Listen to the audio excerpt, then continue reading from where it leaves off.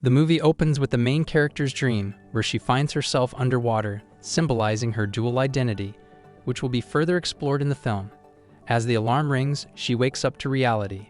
Elisa Esposito, a mute woman leading a monotonous life, starts her day with a bath and boils eggs for breakfast. She packs her lunch and leaves an extra plate for her neighbor and friend, Giles. As they watch an old musical on TV, Elisa leaves for work, swaying to the music in the hallway. Exiting the building, she encounters her landlord, who also operates a cinema theater within, then heads to the bus station for her commute to work. At the highly secured government research facility, Elisa starts her night shift with her colleague and friend Zelda, who saves her a spot in the timecard line. The two women carry out their duties as cleaning staff until they reach a secret lab containing a pool. The chief of security, Fleming, introduces Dr. Hofstetler as the lead scientist in charge of a new asset arriving in the lab.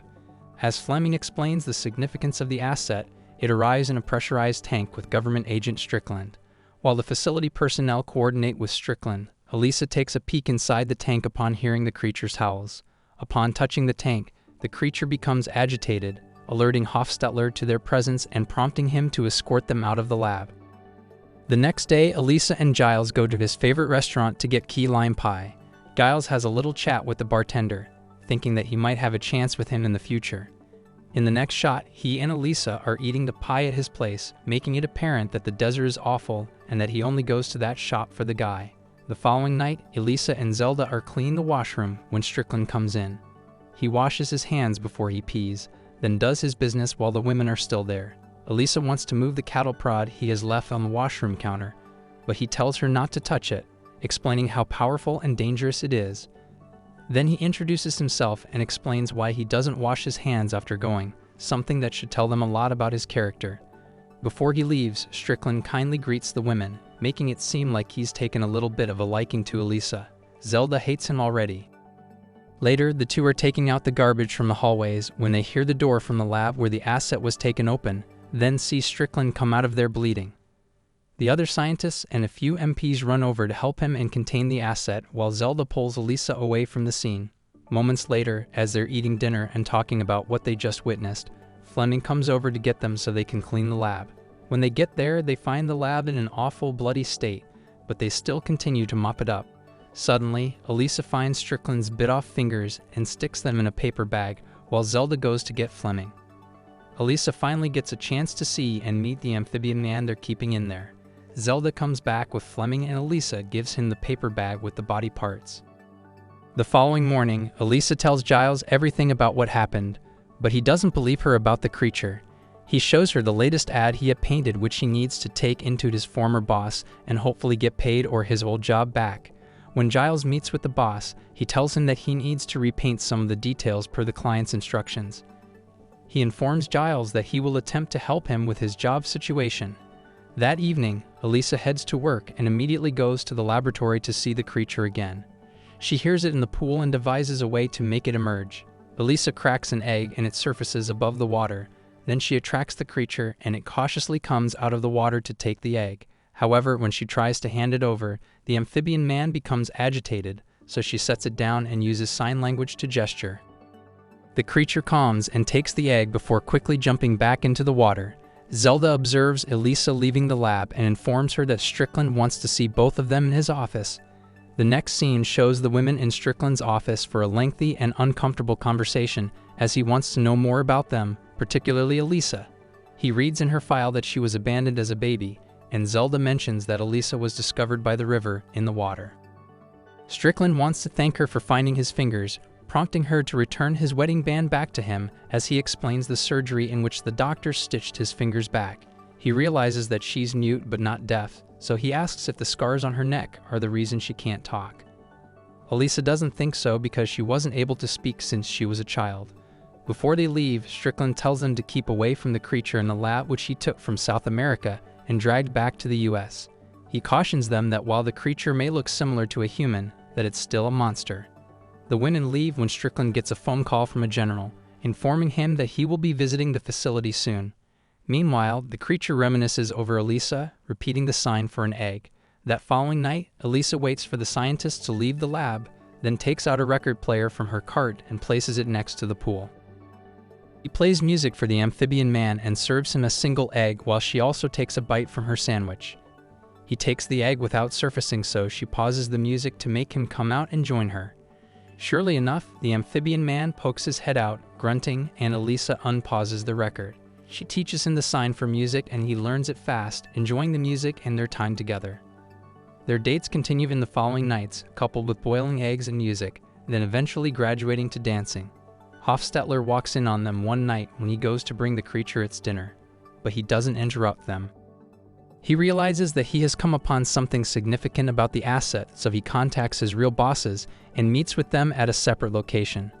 After sharing the password with the security, he's taken to another location to meet with the main Soviet agent.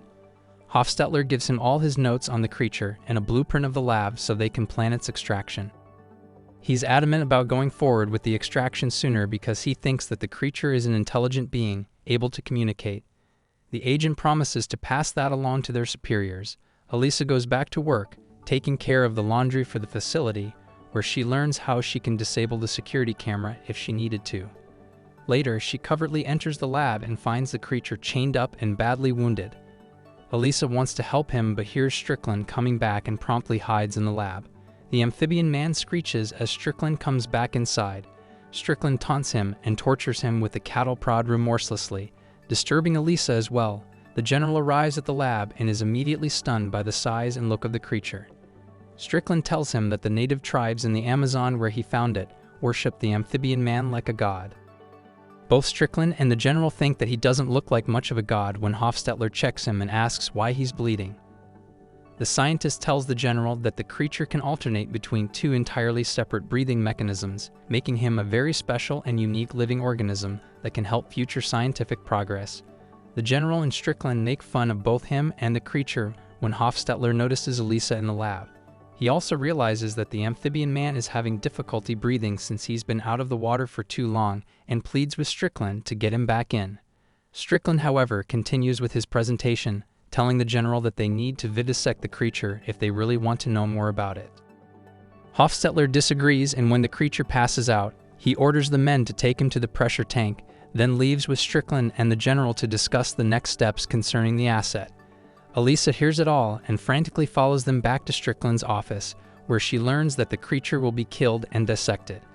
Later, Elisa tries to acquire Giles' help to get the creature out of the facility. However, he doesn't want to have anything to do with it.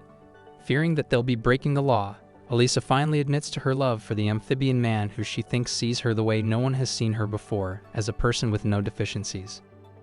Even after her speech, Giles isn't convinced, saying that the creature isn't even human, so he leaves the apartment in a hurry. Elisa storms after him, signing that if they don't help him, they won't be human anymore. Giles ignores her plea again. In the next shot, he meets with his boss, who tells him that the corrections aren't even necessary because the client went in another direction, and says that he will never be hired back. Later, Giles goes back to the restaurant to see his ba, but unfortunately, the moment he makes a move on him, he learns that not only is the man not gay, but also a massive homophobe. To make matters even worse, a bigoted man is revealed as the African-American couple enters the restaurant, deeply disappointing Giles. Experiencing the feeling of being treated like an animal, Giles finally develops a conscience and goes to Elisa to offer his help. Meanwhile, Hofstetler meets with his Soviet associates again to inform them that the creature will be dissected. He is told by his superior that he has two options, either to stall the procedure, which is impossible, or use a tool to disrupt the facility's power, giving him time to kill the creature himself. The scientist detests these options as his main responsibility is to science and not political motives of any country. However, he is told by his superior that he has no alternative. At the same time, Strickland purchases a flashy car in a color he dislikes, simply because the salesman tells him it's trendy.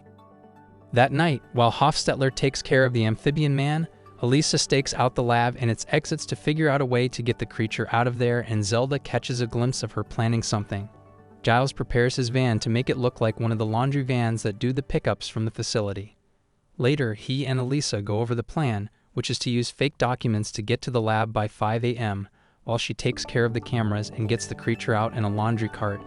Meanwhile, Hofstetler prepares the poison to kill the creature, clearly unhappy about it. Elisa goes back to the staff locker room just as everybody gets ready to leave, but she stays behind and gets back to the loading dock to move the camera. As she's doing that, Hofstetler makes his final plea to Strickland not to kill the amphibian man. While they argue, he sees that Elisa's moving the cameras on the monitor, and when he realizes that Strickland won't budge, he decides to help her instead. Elisa is already preparing the laundry cart for the creature as Zelda waits for her to come by the elevators, then stays back and goes searching for her when she doesn't show. Elisa goes to the lab, with Hofstetler already waiting for her there. She takes the amphibian man out of the water and Hofstetler approaches, giving her the keys to the chains. He tells Elisa what she needs to do to keep the creature comfortable and gives her a special mixture to put in his water to keep him alive. He also tells her that he'll disable the power, which will give her 5 minutes, then he'll meet her at the loading dock. While Elisa is rolling the creature out of the lab, Giles drives over there and Hofstetler goes to find the main power fuse. Giles arrives at the loading dock, but is stopped by the MP at the gate while Hofstetler sets the timer on the gadget to cut the power. In a fast sequence of events, Elisa brings the creature out and Zelda stops her, while Strickland sees the van on the security camera from the gate, suspecting that something is wrong and calling the MP. He runs over there as the MP points a gun at Giles to step out of the vehicle when suddenly the power goes out. Hofstetler hurries Elisa to get the creature to the loading dock and Zelda finally decides to help. Then he kills the MP so Giles can have a clear path to get to Elisa. The four of them get the amphibian man into the van and Giles drives off, leaving Zelda and Hofstetler behind. Giles crashes into Strickland's car because he's mesmerized by the creature's beauty, giving the security enough time to catch up to them and to start shooting. Fortunately, the escaped van makes it out of the facility, and Strickland is pissed. Later, Elisa and Giles get the creature comfortably into her bathtub so he can start breathing. They both rejoice because their plan worked as Strickland investigates the chain of events that allowed the creature to escape. The following morning, Elisa forges a new plan on how to set the amphibian man back into the ocean. She'll have to wait for the October rains to come and release him in the canal, so she writes it down in her calendar. Later, Elisa has a nice moment with the creature, showing their growing bond. That night, they all go back to work, pretending it's business as usual. Strickland questions Elisa and Zelda, then realizes that whoever planned the escape could not have been a simple member of the cleaning staff and dismisses them, convinced that the creature was grabbed by highly trained agents. Meanwhile, Giles takes care of the amphibian man in his apartment, but when he falls asleep, the creature hears the TV and leaves the bathroom. The amphibian man sees one of Giles's cats, then hunts and eats her, getting caught by Giles in the act. Giles yells at him to stop, scaring the creature terribly. He reacts by attacking Giles as well and running out of the building. Before Elisa and Zelda leave work, Hofstetler gives them another care package for the creature. Elisa tells him about her plan to release him and calls him a good man. Suddenly, she gets a phone call from Giles that the creature ran away, so she gets back to the apartments as fast as she can. Elisa finds the amphibian man in the downstairs cinema, drawn there by the sounds of the films, puzzled by what he's seeing. They have a touching moment together and then come back to tend to Giles. The creature has already learned that the cats are off the menu, and he tries to make it right with Giles for eating one of them. He places his hand on Giles's head and his wound, glowing magnificently, signifying that something magical is happening. Meanwhile, Strickland calls Hofstetler to his office, questioning him because he suspects his involvement. Elisa and the creature continue to bond and fall in love. One morning, Elisa accepts his advances and walks into the bathroom stripping her clothes, suggesting they will get intimate together. The next night at work, Zelda catches her smiling and figures out she had slept with the amphibian man, so Elisa explains how it all worked. Zelda is shocked and says never trust a man, even when he looks flat down there. Hofstetler gets a visit from his Soviet comrades, who question him about the amphibian man as well, falsely thinking that he went ahead and killed it. He can tell that they're a little suspicious as well and gets ready to defend himself, but they leave telling him that they'll contact him when they have his extraction plan. As time goes on, Elisa and the amphibian man continue their loving affair, and she almost floods the entire building, creating their own little aquarium in her bathroom. Giles catches them in the act, stopping the flood from getting worse, but he relays no judgment. Moreover, he might be starting to believe the creature is really a god, considering it healed both his wound and made his hair grow back with a simple touch. Hofstetler finally gets the call from his comrades to meet them for his extraction, and Elisa checks the docks because the rains had started. When she comes back home, she realizes that the creature is getting sick being out of the water for so long. Meanwhile, Strickland gets a visit from the general, who pushes him even more to find the creature faster, informing him that if he doesn't find it, he will lose his job with the government. Elisa realizes that the date has come to release the creature back in the ocean, and during their meal together, she finds a way to express her love for him. Later, she tells Zelda what's happening, and when she checks on the creature, Zelda says that she must release him that night. Before Zelda leaves, she calls Hofstetler to ask him what to do, but unfortunately, he's already at the door and misses the call. Since Strickland is on to Hofstetler, he follows him when he leaves his apartment to go to the secret meeting place. Hofstetler isn't getting extracted though. When his compatriots arrive at the meeting place, they shoot him down but are killed by Strickland before they can finish him. Strickland tortures the barely living scientist for information about the creature and learns that it was the cleaning staff who managed to fool him and release the creature. After discovering this information, Strickland goes to Zelda's residence to inquire about it, but obtains the truth from her spouse since she was unwilling to betray her friend. As soon as he departs, Zelda contacts Elisa to inform her that he is on his way. Elisa and Giles reach the canals ahead of Strickland's arrival at her apartment and are prepared to bid farewell to the amphibian man forever. Regrettably, Strickland notices the appointment marked in Elisa's calendar and follows them to the site, and before the creature can dive into the water, he shoots both it and Elisa. Giles knocks Strickland down, preventing him from firing further and providing the amphibian man with sufficient time to heal himself. The amphibian man gets up and promptly confronts Strickland, who shockingly says that the creature is a god before the amphibian man slashes Strickland's neck open. As Strickland is dying and Zelda arrives at the dock with the police, the creature takes Elisa in his hands and jumps in the water. Zelda and Giles watch them go, silently saying their farewells.